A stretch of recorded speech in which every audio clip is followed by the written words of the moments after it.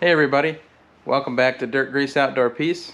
Been a while since I've posted a video. I just wanted to give you guys a little update. I got this 04 Chevy Silverado. Probably been at least a month now. In a video, you guys saw it sitting outside. I did get it running. I had to pull the transmission out to fix a few things. And there was a broken bolt in the bell housing. Then it actually turned out when I got the transmission out that the top of the bell housing was broke off. The guy that tried to put it in he screwed it up big time. And luckily, a friend of my dad's is a good aluminum welder. He's a professional welder. And he welded that up for me cheap. And so I was able to get that fixed. I replaced some seals in it. And I just put transmission cooler lines on it because they were rotted out. I am making an exhaust for it. This hacked up garbage with the dual cherry bombs was on there. I'm taking the exhaust from the Tahoe and putting that on there because in the process of hacking all that stuff up, or in the process of doing the transmission, he took the cats out of it. So I'm taking the head pipe here from the Tahoe and welding it up. And so we got cats on there. We'll get all the sensors working. I made fuel lines. Let me get my light. I built nylon fuel lines for this. And where did they go up? Oh, they go up back here and then up over the bell housing and up in there. So I made those fuel lines, and yeah, I got the transmission and all that back together, replaced when he put the transmission in, he didn't put a new seal where it mounts to the transfer case. It's got a big gasket that goes around it. That thing was just leaking all over the place. So the guy was a real hack. He did a terrible job. And I think when I get back on the Tahoe chassis donor project here, that I'm going to do a little more of a performance exhaust and get away from the cats. And I'd really like to do a set of electronic cutouts and have something that really sounded good. I don't know about doing headers. The manifolds on those 5.3s are got pretty good flow on them. I don't know if I'm gonna spend the money on headers, but I definitely want to do a nice sounding exhaust. Possibly cutouts if I can afford it. Because when I put the body on this, it's going to be registered as a 58. So I don't plan on putting the cats on it, but I might have to do like a performance cat or a high flow cat and then some kind of smaller muffler. And definitely get the O2 sensors back in there so I can keep the computer happy. One of the things I wanted to show you was when I was working on that 70 Chevy pickup doing the distributor and all that, there was a storm that came through. We had a bunch of wind, and I showed me walking out of the garage and then panning up and showing the trees. So I want to show you what that looks like now. So I was walking out here. I showed a Sportster that was on my lift. Now I got a four-wheeler there I'm working on that has no spark. And then I walked out this way. And then I panned up to show you the trees, and the trees are gone. And it's all over here now.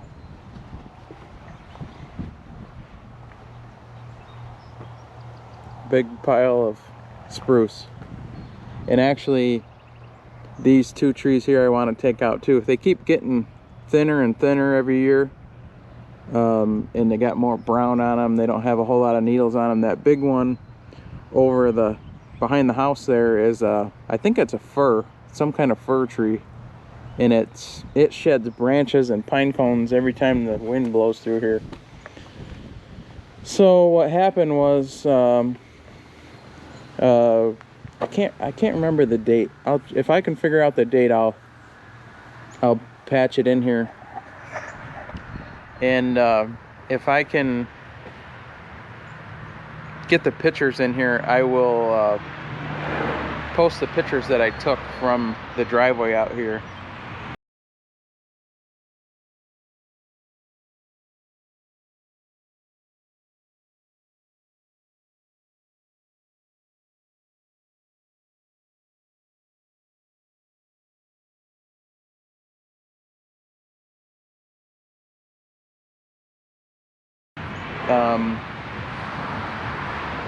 The wind came through here, and it must have been like a straight line wind or something, because the damage was isolated to here around this immediate area, and a bunch of other places around here didn't get a lot of tree damage, so we took the brunt of it here. So I don't know if I showed you in that video, this tree here is what I put the binder on. That tree and a couple other ones that had holes in them were the ones I was worried about and wanted to take down. Well, they weren't the ones that broke. The ones that broke were obviously that one, which isn't too big, but then this one is a little bit bigger, and it was all dead in the middle. A lot of these pine trees right here were all dead in the middle. Look at that. That thing was just dead and nasty in the middle. Just didn't have enough strength to take the wind. And the other thing that these pines have going against them is they're kind of like a parachute when the wind comes. They have so many branches and so much surface area to catch the wind that they get a lot of stress on them. And so then this tree here is the one that for the past 2 years had bees in it. They had honeybees in it. And I posted a short about that. About when I cut it open, I had honey running off the bar on the chainsaw. It was unbelievable. And I harvested a lot of it. Check out that short if you haven't seen it. It's called...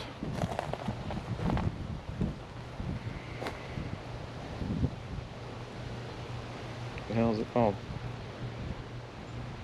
Score. It's called Score Honey something. If I can figure out what it is, I'll put that title in there. But this log, well, I'll take you over there and show you that log in a minute. But anyways, these two trees fell and took out the power wires here. Actually, they pulled the lines down. They ripped the weatherhead in that conduit off of the garage, but the power was still on. So when I called National Grid and told them about the wires being down, they came at 5 o'clock the next morning.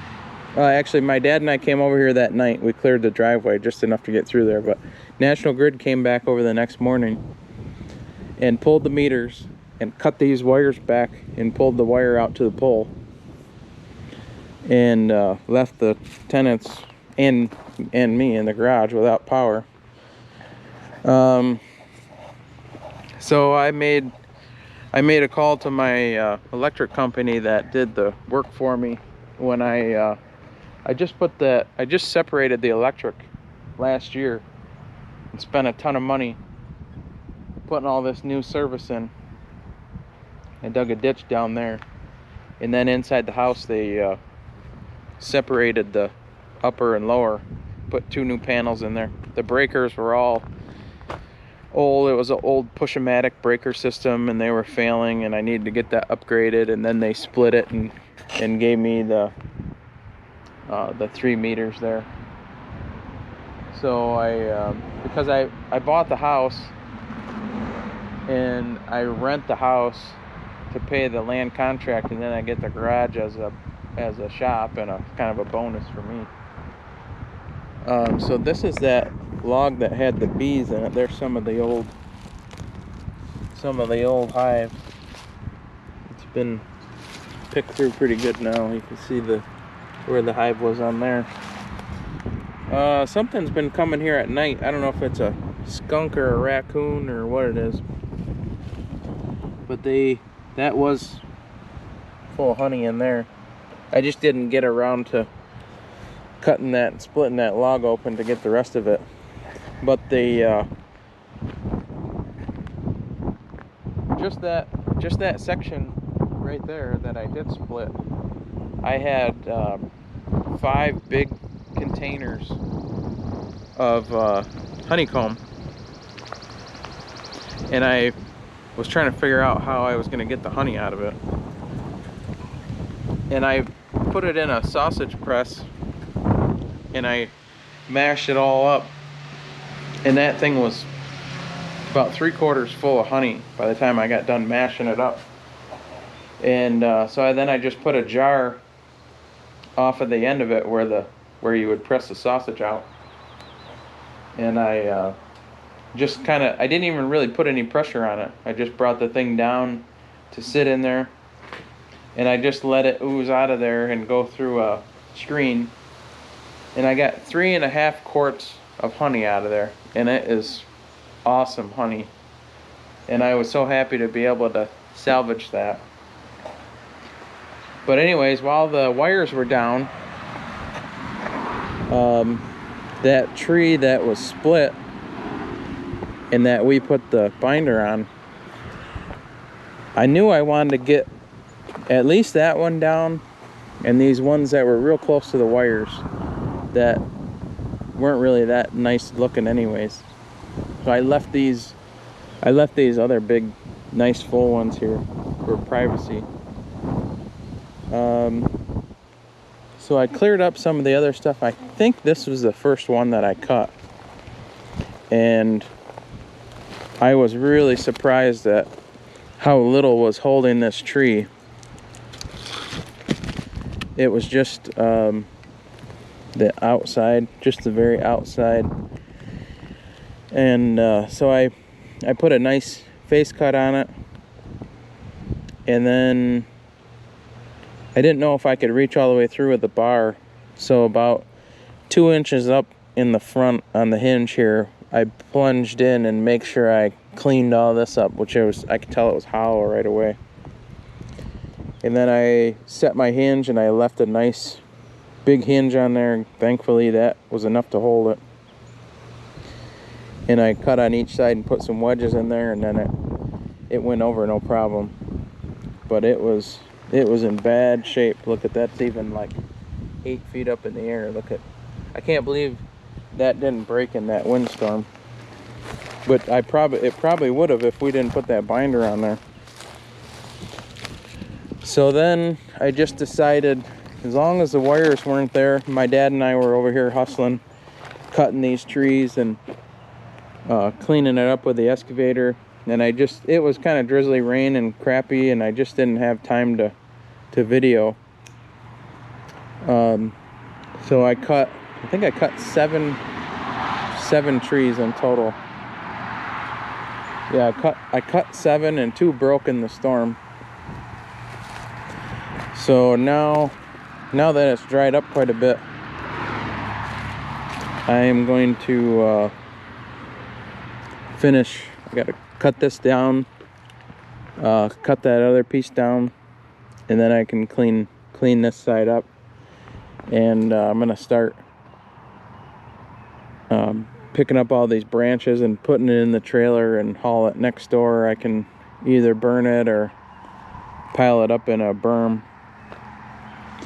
And then probably up in here, I'm probably for sure gonna take that stump out, maybe even this one. But I want to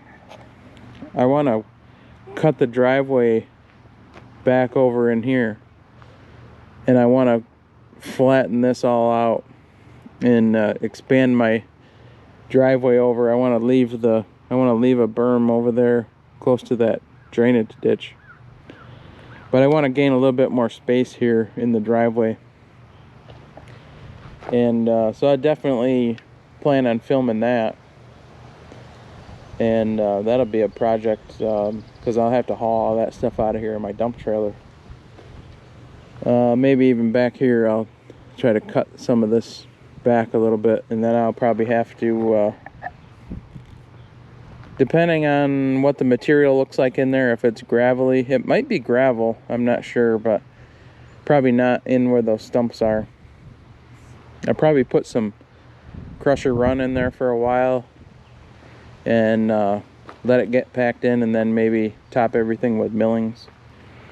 The driveway out here was all millings, but the winter took a toll on it, and then dropping all these spruce on it, and all I did, I took the excavator, I took that log when I was done, and I was just dragging that log, trying to screed off all the branches and stuff from those trees. So I'll have to regrade all this and put some more millings on there.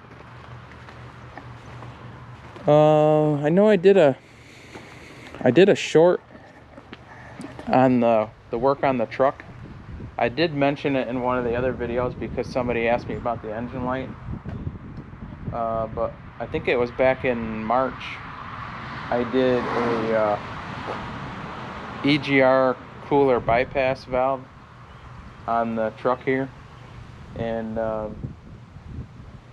everything's been going good. The engine lights stayed off. Well, actually, right after I fixed it, then it still had a code for a particulate matter sensor.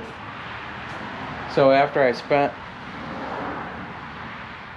like $900 on the EGR cooler bypass valve and the gaskets and something else, after doing that, then I had to spend another $270 some on a particulate matter sensor, and I was like, man, when is this gonna end? Am I just gonna keep chasing my tail on this thing and dumping money in it? But it's been good. Since I put that sensor in there, I haven't had any more codes come back.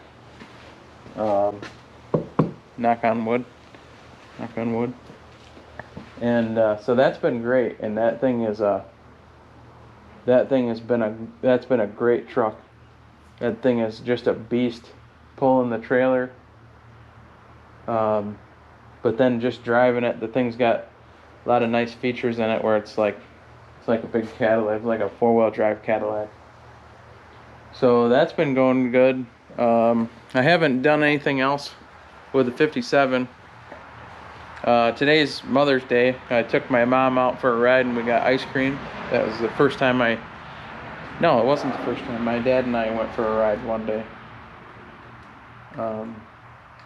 But yeah, we went out for a little ride and running good. There's some things I want to do to that. I bought actually my dad found it for me. I got a little gauge cluster that I want to put in it, so I have a definite readout on the oil and water and battery voltage. It's got a generator, and so far it's been working good, but it's just nice to know exactly what's going on. Besides that, I just want to do an oil change. I'd like to change tranny fluid. It's got the Power Glide in it. I'd like to change tranny fluid because the thing sat for so long. So I'm sure that oil is all broke down. I would like to bring the rear end back up a little bit, but maybe later this summer I'll be able to get to it. Might as well get it in the frame as long as I'm talking about it. And then I don't know, there's probably some subscribers that have watched since the beginning, or been tuned in for quite a while. If you go back and watch the We Were Scrambling, I called it the State of My Union. We did a plow video, and then I talked about my pituitary gland tumor, benign tumor that I have. So I've been taking medicine that's been shrinking it, and now it's shrunk down probably by like 2/3. And they want to get the rest of the cells and stuff out of there. They're afraid that if they let it go too long, that the what's left in there will get too hard. And it's around my optic nerves and my carotid arteries. Your carotid arteries run from here, they go up through and up to your brain, right by your pituitary gland. So they have to go in there and scrape all that stuff out of there. And my vision is a lot better than it was a year ago, but it's still not 100%. But so the procedure is, they go up through my nose, and they go in both sides, and up in the back of your nasal passage where it meets the bone. They have to drill a hole on each side through the bone to get up into the inside. They had to break through the meninge. That's the layer around your brain that holds the spinal fluid in, and it helps protect your brain. So they have to drill a hole through the bone, then they have to go through the meninge and go in, and I think they use one side for a camera and one side for the tool, and they have to go in and scrape all that stuff out of there. And then they had to cut a couple chunks out of my side to plug the holes. And then they have to put a port in my back into my I don't know what you call it, spinal canal. They have to tap into the spinal fluid and put a port so they can monitor the pressure and make sure that with their surgery and everything, that nothing happens and the spinal pressure is, too high or too low. So I had to be in the hospital for at least 2 days so they can monitor that pressure, and then I can go home. And then I'm limited to I have to not lift anything over 5 pounds for a week or two, and then it goes up to like 10 pounds after that, and increments. So that'll be in kind of towards the end of June. So we'll just see. Sorry, I'm looking outside. I should be looking at you guys. Just thinking about all this stuff, and so yeah, a little nervous about that, and but I feel like I'm in good hands. It's UB Neurosurgery from Buffalo, University of Buffalo, and the surgeon is from Roswell, or I think they call him a co-surgeon from Roswell. And so yeah, we'll see all this white fluffy crap coming off of the poplar trees, floating all over the place. It looks like it's winding down right now. I'm trying to think if there was anything else I was going to mention. Oh, I got some chicks. I did a short on the new chicks. I got on May 1st. I got 7, and one of the little Rhode Island Reds died a week. Yeah, I think it was almost a week later. And so I still had 6. So I wasn't gonna get more, especially just one. And and my dad really gets a kick out of, and my mom, my dad gets a kick out of the chickens because they're in the garage, so he checks on them all the time. So he said, why don't you go down and get 2 more? So I was like, I don't know, but so I thought, yeah, I might as well, because I usually don't add on to the flock every year, so I thought it was just a good time. I might as well boost it up. And so I went down and got 2 black sex link, or they're black star or black sex link. And I don't know though if anybody's familiar with chickens, but a sex link is a chicken that they can identify the sex when they're hatched by the coloring. Like these black sex links, the females will be almost all black with a little white underneath, but the male will have a white patch on his head, and it's a cross between a Barred Rock and a Barred Rock female and a Rhode Island red rooster.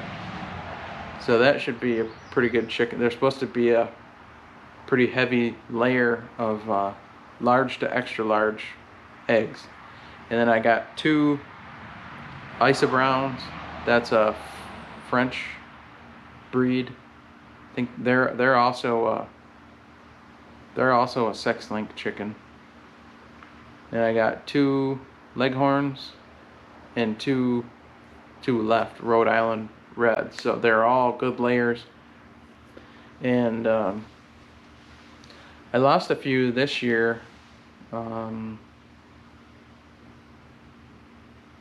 to think of when the other ones died. The one Polish one that was real funny that we all got a kick of watching her run around. She was laying in the coop dead one day. I think she was egg bound. She was in there, I think it was the day before, she was in there in the nesting box, and she laid there and didn't have an egg, and then the next day she must have been in there trying, and she must have been egg bound, and something ruptured inside because her bottom of her abdomen was all like purple and red. So and then yeah, there was a Brahma, a light Brahma. Actually, she died in my arms. I just was coming out the door and I see her jump up and she's flopping around, and couldn't get back up, and I picked her up and she was bleeding from her mouth, and she died in my arms in just a few seconds. And I think she must have got caught in the fence or something. I don't know what she wasn't caught in the fence when I had her, but she must have been caught, and maybe she broke her neck or ruptured something in her neck. And then when did the other one die? I can't remember. Yeah, I don't know if it's just from getting old, or if it's the medicine or stress from the surgery, or what it is I've been having. Some days are good, and some days I have a hard time with speech and remembering things, and I just kind of fade in and out. Sometimes I just stare off into space, and so we'll see what happens. I'm trying to think of anything else. Oh, I got a trailer. I bought a Cam Superline. I bought a Cam Superline. 12,000 pound GVW equipment hauler. I used that yesterday. I put my big tractor on it and went down and moved a little firewood pavilion thing for a friend of ours, and that worked good.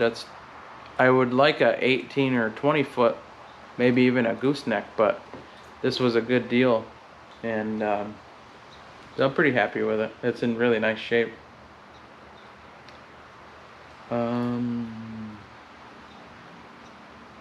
Can't think of anything else. Since the last video, I worked on another 81 Corvette. That was when they were starting to play around with computers. It has a 350 with a quadrajet, and it has sensors in the quadrajet. That's the only thing worse than a quadrajet is a computer controlled quadrajet, or a half-ass computer controlled quadrajet.